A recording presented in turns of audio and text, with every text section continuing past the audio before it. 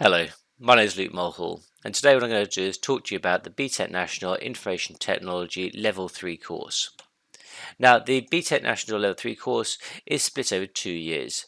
Both years are discrete, and in each year you study 2 separate units.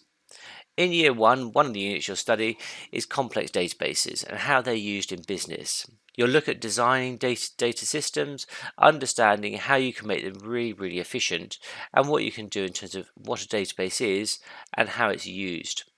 For example, you get to organize data, import data, you get to query the data or question the data to pull out specific bits of information, you get to design forms, so user interfaces for how a user might interface with a database, and reports, things that can be printed out or electronically printed out of a database. It's a really interesting side of the course because it develops both transferable skills. So if you've studied GCSE computer science, then some things you'll know. If you haven't studied GCSE computer science, then we cater for all abilities and you'll learn it through the course. It offers you the opportunity to go on to university and study databases and data systems and computer science at a higher level, but also transfer the skills directly into business. So it's a really useful module you get to cover. The second one differs quite significantly. It's social media and how it's used for marketing. Now, social media has been a growth area, and in terms of marketing, it's a real core aspect that can target individuals in a way traditional media couldn't. So you get to look at the different social media platforms, talk about demographics, and exactly how they can target individuals. So those adverts that you see on your social media stream that pop up really are targeting you. You get to understand how to use those tools to actually do it yourself, and some students have even gone on and run their own social media campaigns where they're actually making money out of it in the sixth form rather than doing other part-time work. In the second year, you get to split your time between an exam-based study where you look at how IT is used, particularly in the world of business and how networks are set up. So you study IT systems at a higher level, and then with that, you get to do an exam at the end of it to test out your skills. The other side to that is looking at spreadsheets. And so you look at complex spreadsheets. Now, again, if you've done computer science or if you've used spreadsheets before, it'll help you. If you haven't, it's not a problem. But we have a lot of fun with this module where we look at spreadsheets and how all the different tools can be used. We go into some depth, including studying a little bit of programming with it. And at the end of it, we develop a complex spreadsheet model that can be used for a gym. Now, the exam results are very strong for this course.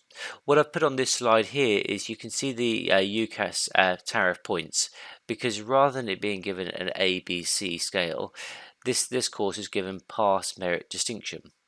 And you can see that with the UCAS tariff points, they transfer. So a distinction is the equivalent of A-level tariff points A, so 48 tariff points. A merit is the equivalent of A-level C, or 32 tariff points.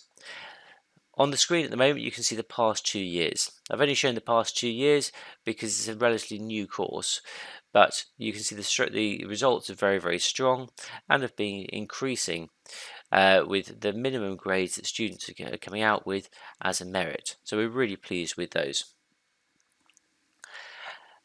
Now, if I just go back to the course a little bit more and give you a bit more information about how it works.